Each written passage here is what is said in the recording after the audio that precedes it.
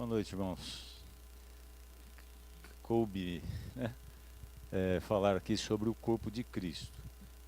E nós vamos ler na palavra de Deus, 1 Coríntios 12, que traz então referências, né? Paulo mostrando para a igreja de Coríntios, uma igreja que era uma igreja que tem que ficar meio na mira do tiro agora, uma igreja que tinha dificuldades, né? Todas têm, mas a igreja de Coríntios era uma igreja, eu sou corintiano, né?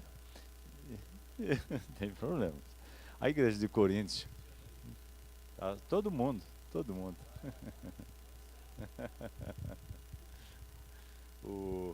Então era uma igreja de uma tradição diferente, né, o povo de uma cultura diferente. Então é lógico que tinha que ter muitos problemas. E Paulo então estava dando ali instruções para que aquela igreja pudesse entender o que era esse corpo de Cristo. Então vamos ler o capítulo 12, para a gente poder entender o que Paulo estava querendo dizer. Ele começa assim: acerca dos dons espirituais, não quero, irmãos, que sejais ignorantes. Vós bem sabeis que éreis gentios, levados aos ídolos mudos, conforme éreis guiados. Portanto, vos quero fazer compreender que ninguém que fala pelo Espírito de Deus diz Jesus é anátema. E ninguém pode dizer que Jesus é o Senhor, senão pelo Espírito Santo. Ora, há diversidade de dons, mas o Espírito é o mesmo. E há diversidade de ministérios, mas o Senhor é o mesmo.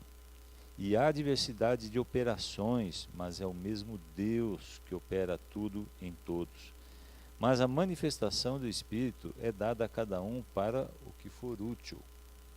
Porque a um pelo Espírito é dada a palavra da sabedoria, e a outro, pelo mesmo Espírito, a palavra da ciência. E a outro, pelo mesmo Espírito, a fé, e a outro, pelo mesmo Espírito, os dons de curar. E a outro, a operação de maravilhas, e a outro, a profecia, e a outro, o dom de discernir os espíritos, e a outro, a variedade de línguas, e a outro, a interpretação das línguas. Mas um só e o mesmo Espírito opera todas estas coisas, repartindo particularmente a cada um como quer.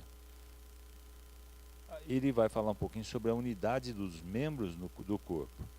Versículo 12: porque assim como o corpo é um e tem muitos membros, e todos os membros, sendo muitos, são um só corpo, assim é Cristo também. Pois todos nós fomos batizados em um Espírito, formando um corpo, quer judeus, quer gregos, quer servos, quer livres, e todos temos bebido de um Espírito. Porque também o corpo não é um só membro, mas muitos. Se o pé disser, porque não sou mão, não sou do corpo, não será por isso do corpo? E se a orelha disser, porque não sou o olho, não sou do corpo, não será por isso do corpo? Se todo o corpo fosse olho, onde estaria o ouvido? Se todo fosse ouvido, onde estaria o olfato? Mas agora Deus colocou os membros no corpo, cada um deles como quis. E se todos fossem um só membro, onde estaria o corpo? Agora, pois, há muitos membros, mas um corpo. E o olho não pode dizer à mão, não tenho necessidade de ti, nem ainda a cabeça aos pés, não tenho necessidade de vós. Antes, os membros do corpo, que parecem ser os mais fracos, são necessários. E os que reputamos serem menos honrosos no corpo, a esses honramos muito mais. E aos que em nós são menos decorosos, damos muito mais honra. Porque os que em nós são mais honestos não têm necessidade disso. Mas Deus assim formou o corpo, dando muito mais honra ao que tinha falta dela. Para que não haja divisão no corpo, mas antes tenham os membros igual cuidado uns dos outros. De maneira que, se um membro padece, todos os membros padecem com ele. E se um membro é honrado, todos os membros se regozijam com ele. Ora, vós sois o corpo de Cristo, e seus membros em particular. E a um pôs Deus na igreja, primeiramente apóstolos, em segundo lugar profetas, em terceiro doutores, depois milagres, depois dons de curar, socorros, governos, variedades de línguas. Porventura são todos apóstolos? São todos profetas? São todos doutores? São todos operadores de milagres? Têm todos o dom de curar? Falam todos diversas línguas? Interpretam todos? Portanto, procurai com zelo os melhores dons, e eu vos mostrarei um caminho ainda mais excelente. Pai, que mais do que falarmos sobre este corpo de Cristo, nós possamos receber graça vinda de Ti para exercermos a função que temos dentro desse corpo, Pai. Que o Teu Espírito Santo nos capacite cada um desta casa, desta igreja local, para que possam ter consciência de que fazem parte deste corpo, que são membros deste corpo, e que necessitam da tua graça, necessitam da tua misericórdia, para conseguirmos realizar e manter a nossa função como membro aqui nesse corpo, Pai. Dá-nos a tua graça e o teu amor, em nome de Jesus. Amém. Irmãos, é um tema muito grande, né? Se formos falar com bastante propriedade aqui. Então vamos tentar mostrar alguns detalhes importantes aqui. Primeiro está mostrando ali, nós lemos essa passagem para vocês verem que Paulo tenta mostrar, né? Que tudo gira em torno de um alvo, que é Cristo. Tudo que nós vamos fazer, nós teremos que fazer não perdendo o alvo, que é Jesus Cristo. E então tudo, a unidade, essa forma, essa diversidade que há no corpo, tudo vem para contribuir para o crescimento da igreja, para a aproximação da igreja em Cristo. E quando nós olhamos aqui esses detalhes, né? Lá em 1 Coríntios falou, ora, vós sois um corpo de Cristo, vós sois corpo de Cristo, e individualmente membros desse corpo. Todos nós somos membros. E aí vem a primeira pergunta, o que nós temos feito como membro? Nós temos exercido aquilo que é cabível a nós como membro? Qual é o dom que Deus tem nos dado dentro desse, como membro, né? Dentro desse corpo? Será que nós temos consciência? Será que nós temos parado para pensar? Será que nós nos temos colocado esse dom a serviço realmente do corpo, a serviço de Deus, para exercermos o nosso papel? Então é uma lição que chama para uma responsabilidade bastante grande. Primeiro, a unidade do corpo. O corpo de Cristo é um só. Quando a gente fala, né, nós somos o corpo de Cristo, aqui é uma igreja local. Nós fazemos parte desse corpo, mas o corpo é um. O corpo é um só, né? Existe uma igreja, que é chamada Igreja Universal, né, de Deus. Essa sim, é o que tem o corpo. O corpo de Cristo está ali. Mas cadê essa igreja? É uma igreja visível essa? Não, essa é uma igreja invisível. Quem faz parte dela? Todos aqueles que são convertidos, todos aqueles que já renderam as suas vidas a Jesus, que professam a fé, né?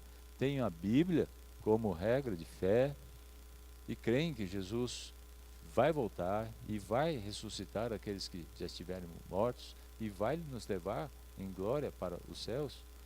Esses pertencem ao corpo. Dá para a gente ver esse corpo por completo? Não dá. Quantos participam desse corpo? Não dá para a gente ter uma ideia, né? Será que nós saberíamos, até aqui, da nossa igreja, quantos fazem parte deste corpo? Quantos que estão arrolados aqui? Quantos que pertencem a esta igreja? Quantos fazem parte desse corpo? Será que 100% estariam fazendo parte? Não sei. Quero crer que sim, né? Mas só Deus sabe. Então é um corpo que é uma unidade. Por mais que tenham igrejas locais, que tenham formas diferentes de trabalhar, formas diferentes de batizar, formas diferentes, né, de aceitar a presença do Espírito Santo. Quem fala em batismo do Espírito Santo, outros têm dificuldade, uns querem falar línguas, outros não. Existe sim, mas todos têm que estar unidos. Nós somos um. Porque se nós professamos, se todos eles professam Cristo, o corpo é um só. Né? Então, essas diferenças, o pastor Paulo costuma dizer, existem algumas colunas que são, como dizia o ministro Magre, né? Não sei quem conheceu, ele fala que são colunas imexíveis. Nessas nós não podemos mexer. Algumas outras coisas podemos conversar, né? E termos unidade, a unidade em Cristo. Aqui em 1 Coríntios 12, lá nos versículos 12 e 13 ele diz, porque assim como o corpo é um, e tem muitos membros, e todos os membros, sendo muitos, são um só corpo, assim é Cristo também. Pois todos nós fomos batizados em um Espírito, formando um corpo, quer judeus, quer gregos, quer servos, quer livres, e todos temos bebido de um Espírito. Interessante aqui como Paulo usa, quer judeus, eles foram escolhidos para ser o povo de Deus. Quantos anos, né, andando com Deus, tudo. E aí depois ele fala, quer gregos, os gregos representam os gentios, somos nós viemos depois, mas a nossa fé é a mesma, dos judeus, né, que já criam. Então nós somos um corpo só. E ele fala, aqueles que são livres, aqueles que são escravos, mas o corpo é um, porque a nossa fé é uma só, é em Cristo Jesus. Aí Paulo fala sobre a diversidade dos membros do corpo. 1 Coríntios 12, do 14 ao 23, quando ele diz, porque também o corpo não é um só membro, mas muitos. Se o pé disser, né, porque não sou mão, não sou do corpo, não será por isso do corpo? E se a orelha disser, porque não sou o olho, não sou do corpo, não será por isso do corpo? Se todo o corpo fosse olho, onde estaria o ouvido? E se todo fosse ouvido, onde estaria o olfato? E assim ele vai caminhando. Irmãos, essa diversidade é que faz com que o corpo funcione. Ele mesmo disse, se todo mundo fosse olho, o que ia acontecer? Não ia ter boca? Ninguém não ia comer esse corpo? Então, há diversidade? Há.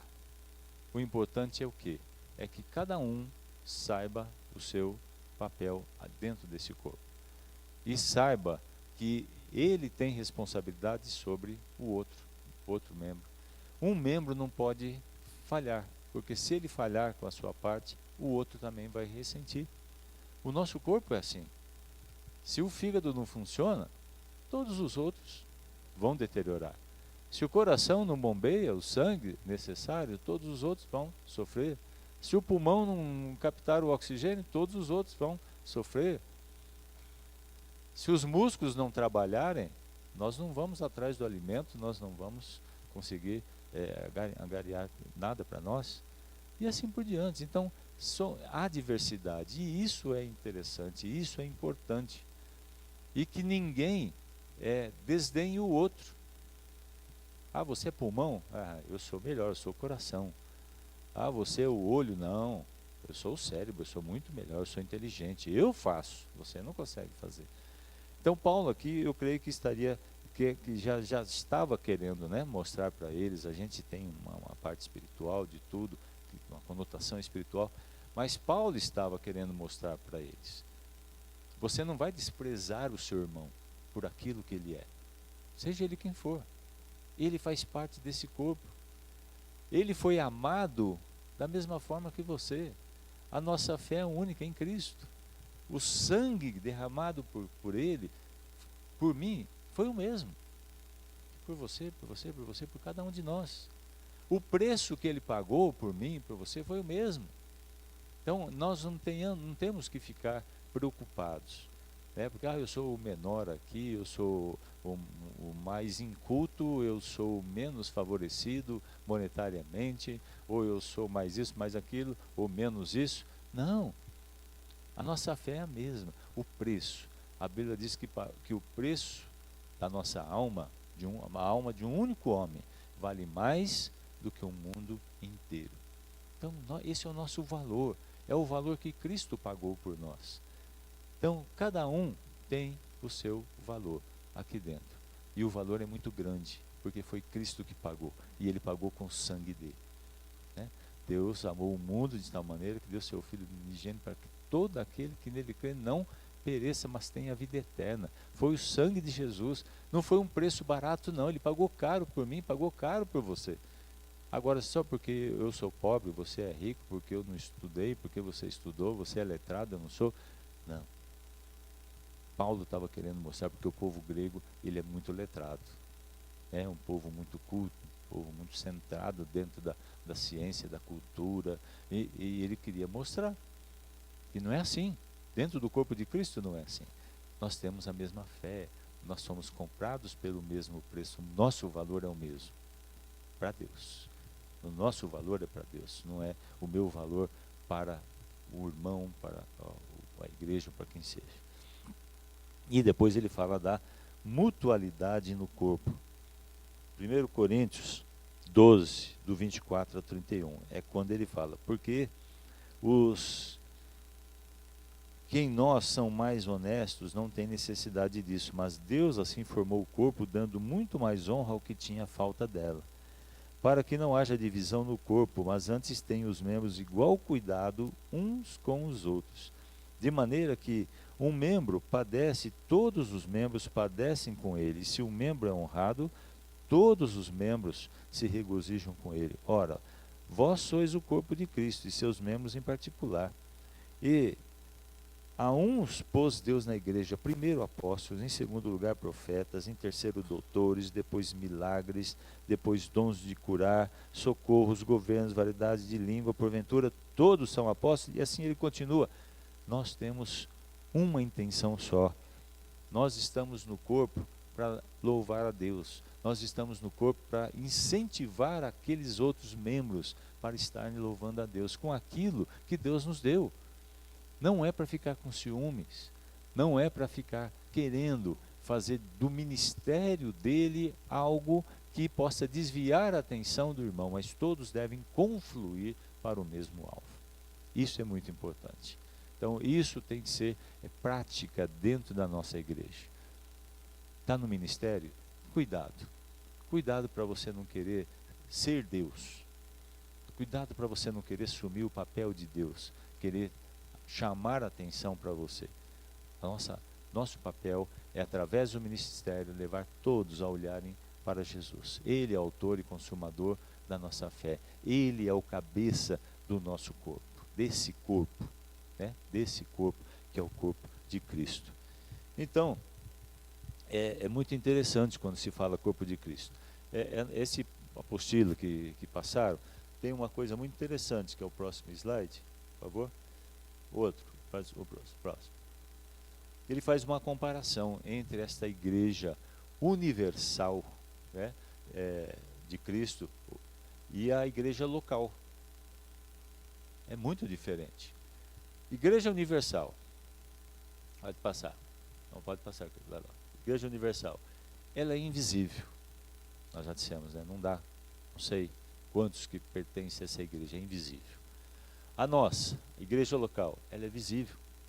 Está lá escrito, lá na frente, passa lá, Igreja Nova Jerusalém, Igreja Metodista, Igreja Batista, Igreja Presbiteriana, Igreja isso, Igreja aquilo. Ela é visível, ela é totalmente visível, ela é terrena, tem um território, ela tem um prédio.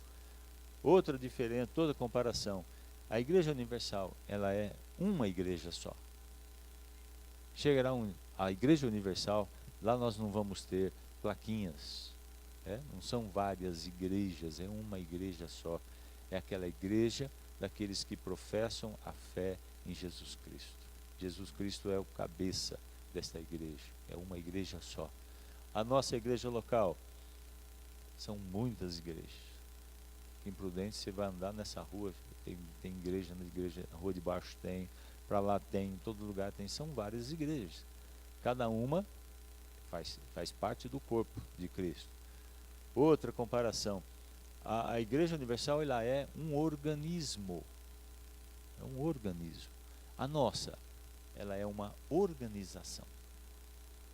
Essa é uma grande diferença, né? Ser um organismo e a nossa ser uma organização. Outra comparação, Igreja Universal é aquela formada por membros salvos. Ali não tem erro. Quem está nessa Igreja Universal, nesse corpo dessa Igreja Universal, é aquele salvo. É aquele que realmente teve a sua fé, né? Se já morreu ou não, ele tem a fé em Jesus, ele professa essa fé. A nossa igreja local, nós temos membros salvos e pode ser que tenhamos membros perdidos, mas estão aí. O nome dele está no hall da igreja. É muito diferente. Então, essa Igreja Universal, né, onde nós, né, queremos participar sempre. Outra comparação. Os membros dessa Igreja Universal são membros vivos, fisicamente, e são membros que já morreram.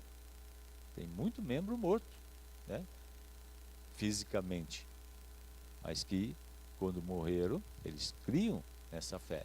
São pessoas que tinham a fé em Jesus, que creram, e eles estão na Igreja Universal. Um dia nós vamos estar todos juntos. Nossa igreja local é só os membros vivos. Quem já morreu aqui da igreja não faz mais parte do hall. Faz, Martê? Já tirou, não tirou? Já tirou, não faz mais parte do hall da igreja. Morreu, né? Infelizmente, da igreja local ele não faz parte, mas está lá na Igreja Universal. Ele é transportado para lá, né? Foi transferido para essa Igreja Universal. Não foi transferido porque já estava, né? Ao mesmo tempo. A Igreja Universal é todo o corpo de Cristo. É todo o corpo de Cristo. A nossa igreja local, ela é parte. Então aqui é uma parte, a outra igreja é outra parte. Junta tudo. Se todos realmente forem salvos, vão formar um corpo só, que é o corpo da Igreja Universal. Cristo é o cabeça visível no céu, lá na Igreja Universal. Cristo é o cabeça visível no céu. Na nossa, Cristo é cabeça invisível na terra. Aqui o Cristo ele é invisível. Nós acreditamos por fé. Lá ele é o cabeça visível. Lá nós vamos estar ao lado de Cristo. Lá nós vamos ter esse grande privilégio, né, de estarmos junto com ele. A Igreja Universal não tem pastores, não tem diáconos. Nós somos um membro e o cabeça é Cristo. A nossa igreja local tem pastores, tem diáconos, presbíteros, né? Tem líderes de célula, tem essa divisão. Na outra não tem. Igreja Universal, sem ordenanças. Nós já estamos com Cristo. Aqui, na igreja local, nós temos 2 ordenanças. Batismo? Isso aí. Lá não tem mais. Nós já estamos com Cristo. Todo dia, a toda hora, né? Igreja Universal não tem denominação. É a Igreja Universal do Senhor. Igreja Universal de Cristo.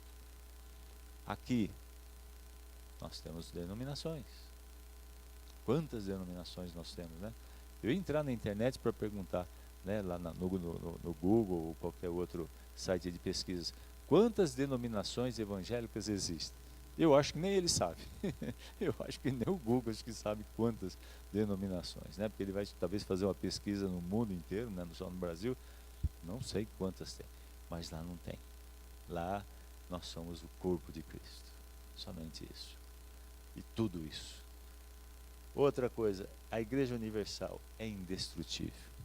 Não tem como destruir essa igreja. Porque todo o poder é dado a Senhor Deus. Todo o poder é dado ao Senhor Jesus. Agora, a nossa igreja, a local, ela é destrutível. Quantas igrejas locais já não foram destruídas. Quantas igrejas, né, no Brasil, na Europa, então, dificilmente a gente vê uma igreja evangélica.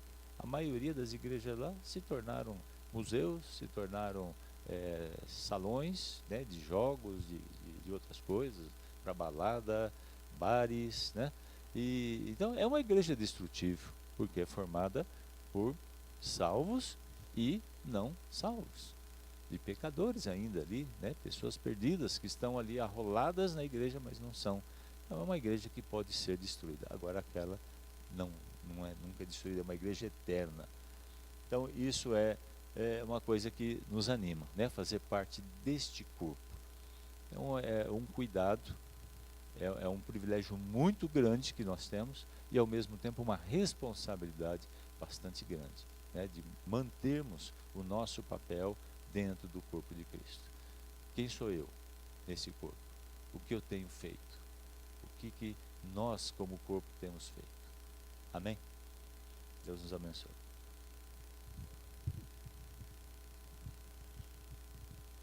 Tio Plano.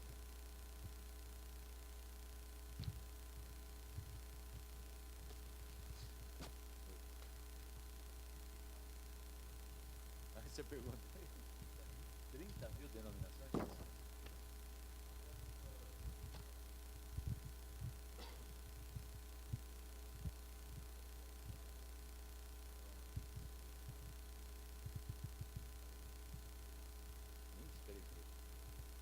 Agora já tem 30.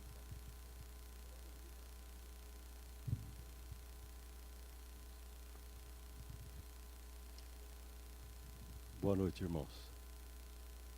Não sou a Eva. Só para vocês saberem, não sou a Eva. Descobri que isso aqui não deixa tossir. Então, quem tosse, morde isso aqui que não tosse, tá bom? É uma maçã que estava na minha mão, viu, né? É uma maçã que estava na minha mão. Eu falei que eu não sou a Eva.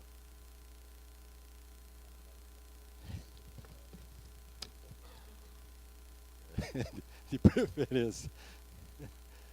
Bom, o meu assunto é comunhão. Eu vou ler Hebreus 10, versículo 24 e 25. Ela quer que eu grito aqui, eu estou com a voz ruim. Deixa eu achar o Hebreus aqui na minha apostilinha. Hebreus 10, versos 24 e verso 25. Não deixemos de reunir-nos como igreja, segundo o costume de alguns, mas procuremos encorajar-nos uns aos outros, ainda mais quando vocês veem que se aproxima o dia. Vamos orar. Senhor nosso Deus e nosso Pai, te louvamos por este momento, por podermos estar com a Tua palavra nas nossas mãos, nos nossos lábios, aprendendo, e nós te pedimos esta noite, queremos ser mais do que crentes, queremos ser obedientes. Ajuda-nos, Senhor Espírito Santo, a sermos a cada dia mais parecidos com o Senhor Jesus Cristo, mais amorosos, justos, misericordiosos, e termos mais comunhão com Deus e com os nossos irmãos. Em nome de Jesus. Irmãos, eu quando o pastor Paulo se assentou à minha frente e falou: irmão, quinta-feira você vai falar. Aí ele disse: você vai falar sobre comunhão. E já havia algum tempo que vinha na minha cabeça que esse dia ia chegar. E eu tinha uma vontade de falar a respeito de como enfrentar o mundo. Eu fiquei um pouco decepcionado porque não era bem aquilo que eu queria falar. E pensando nisso, alguém falou no meu ouvidinho aqui: mas, ô Plantier, qual a melhor maneira de enfrentar o mundo? É ter comunhão. Com quem? Com Deus e com os nossos irmãos. Amém?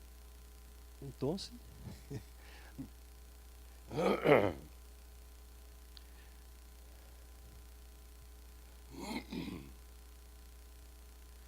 agora, o que é comunhão? Por que ela é importante? E o que é comunhão segundo a Bíblia? Me diga uma coisa, se eu conhecer a Bíblia de capa a capa, todos os versículos, tudo de cor, isso quer dizer que eu tenho comunhão com Deus? Eu conheço o ex-pregador, Dr. Tiradentes, um exímio comedor de abacate, tinha um pai comedor de banana, nasceu em 1956. Eu sei tudo sobre ele, pesquisei no Sr. Google, sei tudo. E eu tenho comunhão com ele só por causa disso? Também não. Então, o que é comunhão? Que raio? O que é isso? Como alcançar isso? Preciso contar uma história para vocês que eu conto sempre. Provavelmente é porque eu sou a pessoa que mais precisa ouvi-la. Então, quem já ouviu vai ter que ouvir de novo. Mas só para saber, quantos novos convertidos tem aqui? 3 só? Os 2 e eu? 4? Quantos novos convertidos? Porque eu tenho 30 anos só. Mas eu só tenho 30 anos.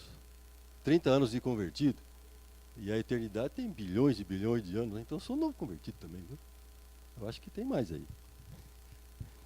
Mas, uma moça, uma senhora, andando na rua, ela viu uma banca assim na calçada, cheia de livros, tal do famoso sebo particular, né? E ela parou ali, curioso, tudo baratinho e tal. De repente ela viu um livrão grosso, um romance. Ela, baratinho, comprou. Levou para casa, abriu, começou a ler. No primeiro dia ela leu umas 10, 15 folhas, guardou. Mais tarde leu mais um pouquinho. No outro dia ela leu mais um pouco. No terceiro dia ela esqueceu de ler. No quarto dia ela leu umas 2 folhas. Daí pulou uma semana sem ler. Na outra semana ela foi ler, leu meia página. Falou, esse troço aqui é muito enrolado, muito difícil de entender. Não vou ler mais isso não. Pegou o livro em cima do guarda-roupa. Passa-se o tempo, ela acabou conhecendo um homem, né? Um rapaz. E começaram a namorar, se apaixonou, e perepé. Descobriu que ele era um autor. Ele havia escrito um livro. E ela, curiosa, né? Que livro é esse? Ele falou o nome, ela, o livro. Bom, depois que a conversa acabou, ele foi embora, ela correu lá em cima do guarda-roupa, pegou o livro e tudo cheio de poeira, aquela anarquia.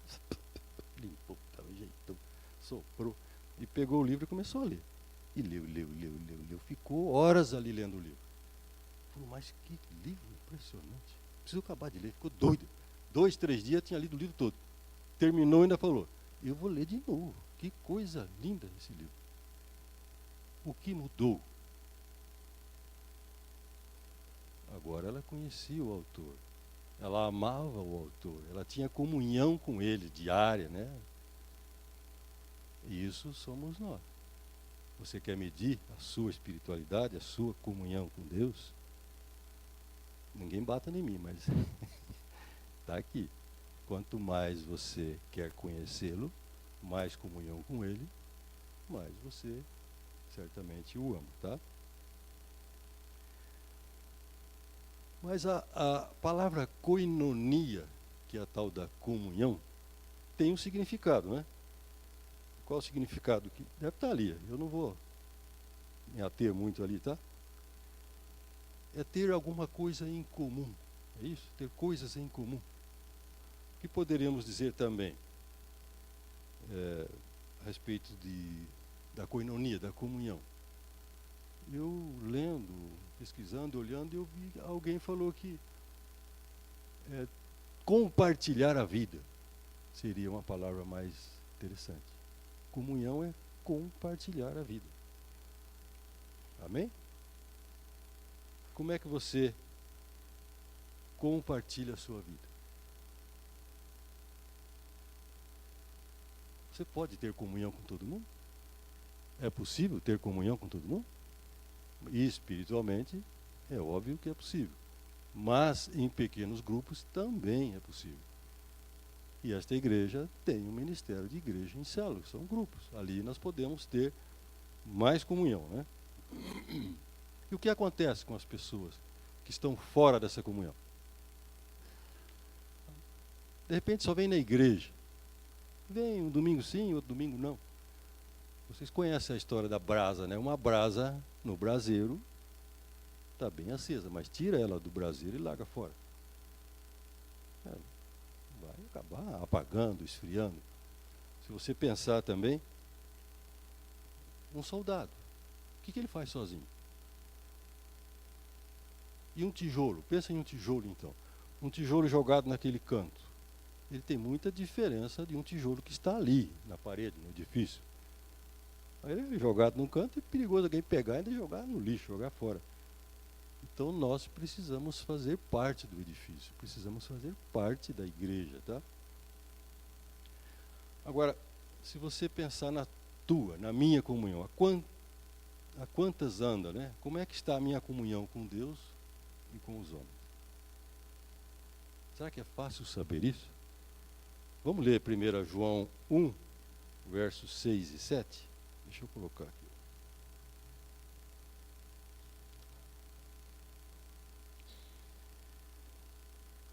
Se, porém, andarmos na luz, como Ele está na luz, mantemos comunhão uns com os outros, e o sangue de Jesus, seu Filho, purifica de todo o pecado.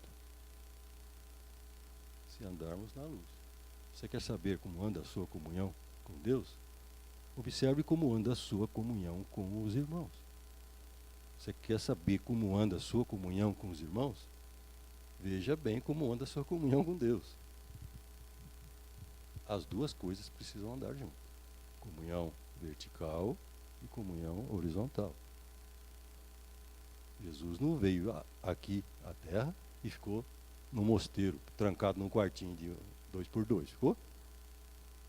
Ele andou por esse mundo, sofreu, padeceu, teve amigos, e se você pensar bem, quantas vezes a Bíblia fala que ele ficou sozinho?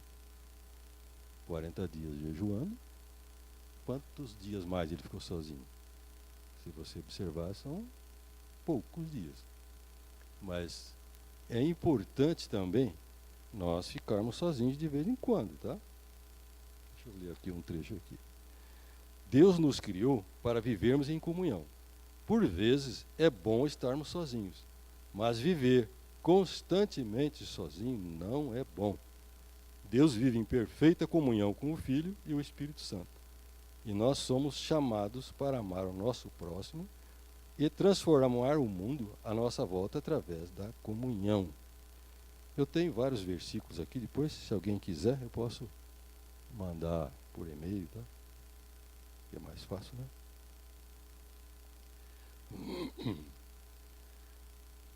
O que mais podemos falar a respeito de comunhão?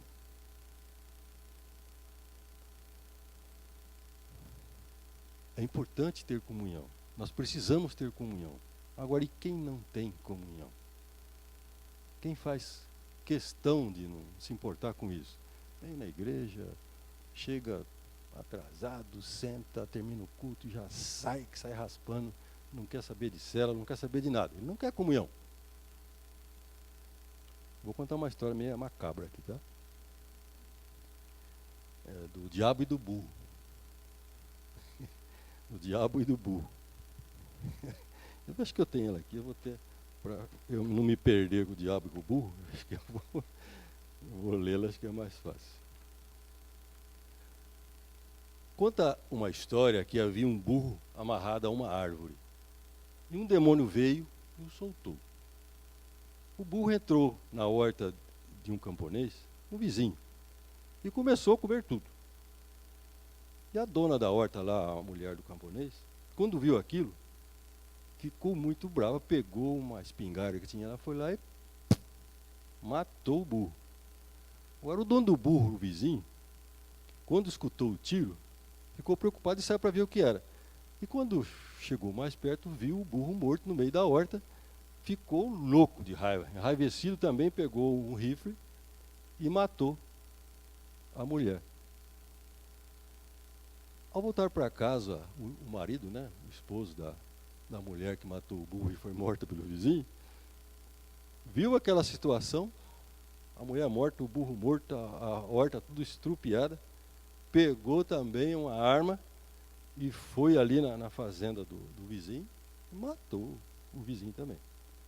Depois chegou os filhos do vizinho e viu aquela situação toda louca, também foi lá e tocou fogo no pasto, matou todo mundo, aquela confusão louca.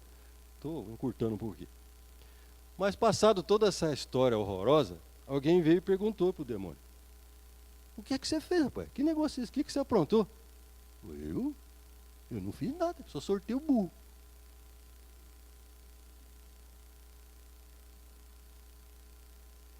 O que fez o resto do então? Se eram vizinhos, se tivessem comunhão, se tivessem uma amizade, se tivessem relacionamento. O burro é um animal, entrou na horta lá e comeu lá uns repolhos, sei lá. O que iria acontecer? Nada. Tocava o burro de lá, iam rir, brincar da história. É um burro. Irmãos, sem comunhão, nós estamos arriscados a fazer coisas horrorosas.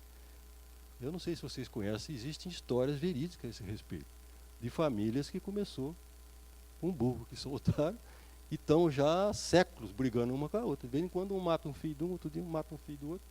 No nosso Nordeste tem muitas essas coisas. Existem famílias americanas com histórias assim horrorosas. Nós precisamos de comunhão. Se você quer ser um cristão normal, você precisa de ter comunhão com Deus e com os nossos irmãos.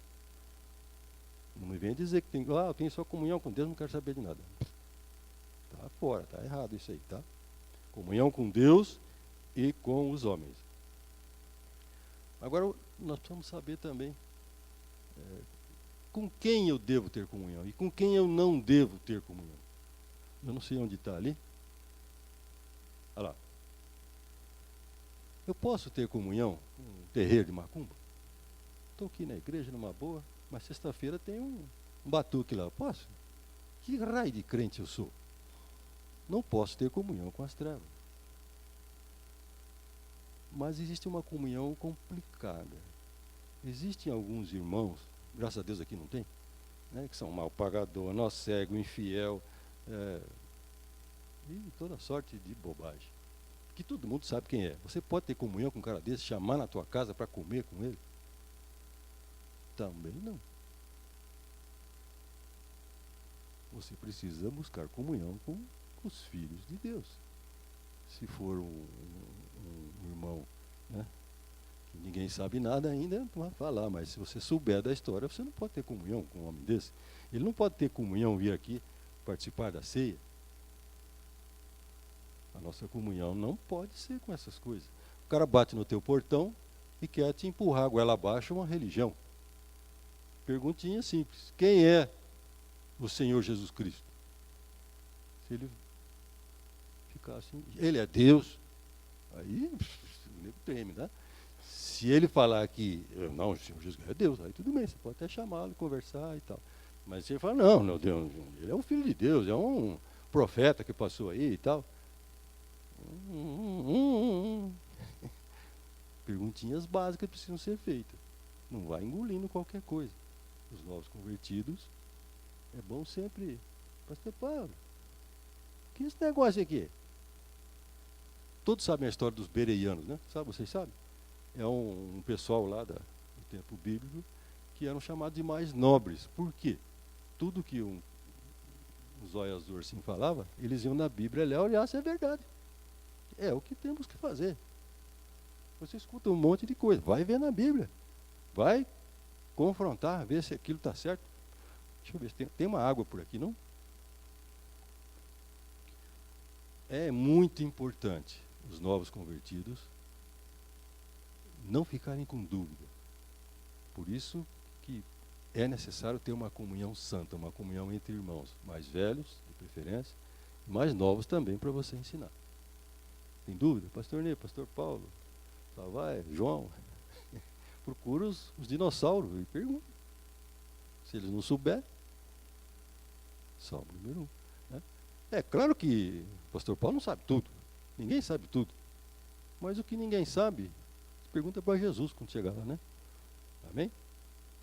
Eu queria não enrolar muito e fazer algumas perguntas, né? Mais é para os dois, assim, alguma dúvida que vocês queiram ter sobre comunhão, como ter comunhão. Nós precisamos nos esforçar para ter comunhão. Convido o Plantier para comer na tua casa, uma picanha, um salmão, um grelhado. E assim, comunhão é assim. Como é que eu vou ter comunhão se eu não conheço, se eu não ando junto? Se você tem que arrancar um dente, você vai arrancar de quê? No macumbeiro ali embaixo ou vai lá no Savai? A gente tem que buscar comunhão entre nós, de todas as formas. Vai viajar sozinho? Será que é gostoso? Em dois acho que é melhor. Comunhão precisa exercitar, nós precisamos buscar isso, senão nós nos acomodamos em casa, trancado no nosso reinozinho, com um muro de 4 metros de altura, cerca elétrica e tal, e fica lá, na vida virtual.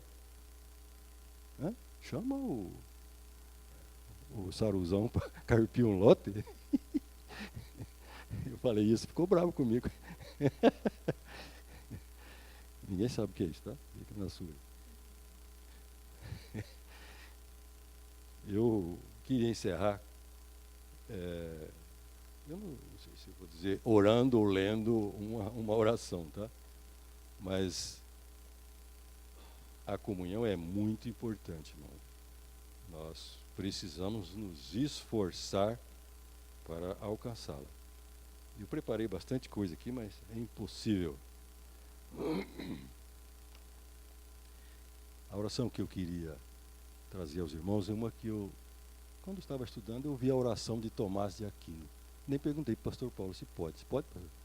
Eu li e tal, já tenho uns 30 anos andando atrás do pastor Paulo, não vi nada de... Achei uma oração muito sábia a respeito de comunhão, tá? Então, eu vou ler, aqueles que quiserem dizer amém. Amém aí, tá? Eu vos dou graças, ó Senhor, Pai Santo, Deus eterno e todo-poderoso, porque sem mérito algum, de minha parte, mas somente pela condescendência de vossa misericórdia, vos dignastes saciar-me, a mim, pecador, vosso indigno servo, com o sagrado corpo e o precioso sangue de vosso Filho, nosso Senhor Jesus Cristo. E peço que esta santa comunhão não seja motivo de castigo, mas salutar garantia de perdão. Seja para mim armadura da fé, escudo de boa vontade, libertação dos meus vícios. Extinga em mim a concupiscência e os maus desejos. Aumente o amor e a paciência, a humildade e a obediência e todas as virtudes. Defenda-me eficazmente contra as ciladas dos inimigos, tanto os visíveis como invisíveis. Pacifique inteiramente todas as minhas paixões, unindo-me firmemente a vós, Deus uno e verdadeiro. Feliz consumação do meu destino. E peço que vos digneis a conduzir-me, pecador, a conduzir-me, a mim, pecador, aquele inefável convívio em que vós, com o vosso Filho e o Espírito Santo, sois para os vossos santos, a luz verdadeira, a plena saciedade e a eterna alegria, a aventura completa e a felicidade perfeita. Em nome do nosso Senhor e Salvador Jesus Cristo. Amém. Eu fiquei assombrado com a oração desse homem. Deve ser um homem culto, sábio, acho que é um padre, um frei católico, provavelmente, mas como diz o nosso ex-pregador, ninguém sabe quem está lá na Igreja Universal. Nós vamos ter muita surpresa. Amém? Alguma perguntinha? Os novos convertidos vão ter comunhão com o Saravá ali, não? Está queimado. Reverendo José, quer encerrar?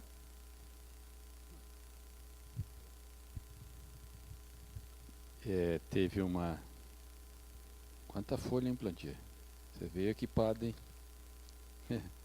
Teve uma transparência ali que falou com quem não, o que quebra a comunhão, com quem não devemos.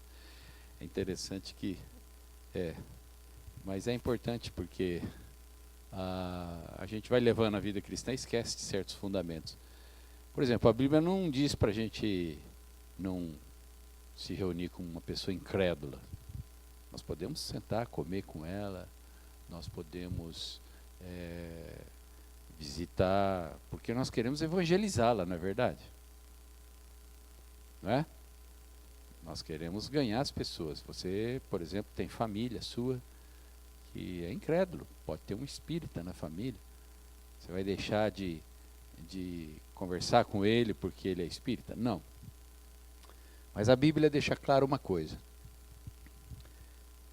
Com aqueles que se dizendo cristãos,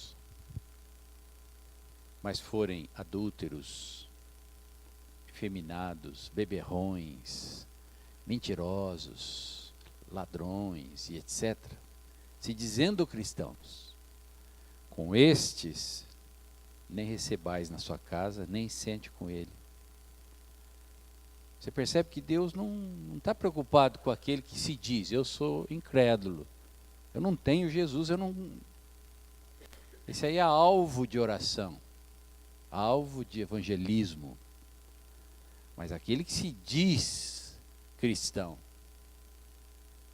e faz tudo aquilo, com esse, distância. É a advertência de Deus. Porque ele produz um efeito nefasto para o reino de Deus. Ele engana. Ele é a mentira ambulante, porque se diz cristão, mas não é. Se veste de roupa, mas não é. Não é? E engana muita gente. E hoje, tem muita gente assim enganando. Por causa desses, muitos se afastam do evangelho. Falam, se ser crente é isso aí, eu não quero ser crente. Entende? Então, com esses a gente precisa ficar esperto, né? E outras coisas que quebram a comunhão e etc. Nós precisamos estar bem atentos, porque comunhão é um negócio sagrado de Deus. Você pode se relacionar com uma pessoa, mas ter comunhão, como acho que o Plantier que falou aqui, é compartilhar a vida. Por outro lado, nós, aqui na igreja, será que compartilhamos nossa vida com os nossos irmãos? Ou será que a nossa comunhão é tão rasa que eu tenho a minha vida lá em casa, minha privacidade, minha particularidade, e na igreja eu vou lá e ninguém sabe. Eu não tenho nenhum irmão na igreja que eu compartilhe a minha vida. Eu ligo para ele e falo, estou passando uma luta, com um problema aqui, com isso, com aquilo. Me ajuda em oração. É outro lado negativo também que a gente tem, não é? Precisamos, com alguma pessoa, ou várias, se possível, ter verdadeira comunhão, né? Quando você compartilha a ceia aqui, na comunhão na ceia, ela não deve ser uma coisa tão rasa e superficial. Nós precisamos aprofundar com os nossos irmãos do corpo de Cristo. Afinal, vamos viver a eternidade juntos, né? É bom ir treinando já, né? Então, procure, diante dessa palavra que foi ministrada, compartilhar sua vida com outras pessoas. Suas dores, suas coisas lá de dentro. Procure desabafar com alguém, né? De maneira saudável, útil. Procure ter alguém para você se humilhar diante dessa pessoa também. Abrir suas mazelas. Todo mundo tem suas lutas, os pensamentos ruins. Tem alguém para falar, né? Não fique isolado, que aí é o perigo. Amém, então. Vamos ficar de pé? Não se esqueça, quinta-feira que vem, o que temos aqui? Encontro de mulheres e de homens e mulheres. Não são casais, os homens vão se reunir separado das mulheres. As mulheres serão ministradas pela Cristina, que vai vir aqui, e os homens pelo pastor Paulo, né? E nós vamos ter um tempo de comunhão, de compartilhamento juntos. Que Deus possa em nome de Jesus, trazer grande proveito a esse tempo. Amém? Senhor, nós te damos graças por essa noite, estarmos reunidos aqui na tua casa, e que o Senhor nos dê a sabedoria, Senhor, justamente para aplicarmos tudo que estamos ouvindo, aprendendo da tua palavra na nossa vida cotidiana, para que não sejamos tidos por cristãos hipócritas que falam, mostram uma coisa que não é. Senhor, que a nossa vida seja realmente o que somos. E não tenhamos que fazer nenhuma aparência, tipo. Em nome de Jesus, Pai, faz a nossa vida, faz com que esse santuário aqui tenha, como a Bíblia diz, um mar de vidro, cristal. Senhor, que revela tudo que todos são, para a transformação, para a cura, para a libertação, para a edificação do corpo. Eis-nos aqui, abençoa-nos com o corpo de Cristo e abençoa a nossa comunhão hoje e sempre. Em nome de Jesus. Amém. Deus abençoe a todos. Graça e paz. Uma boa noite.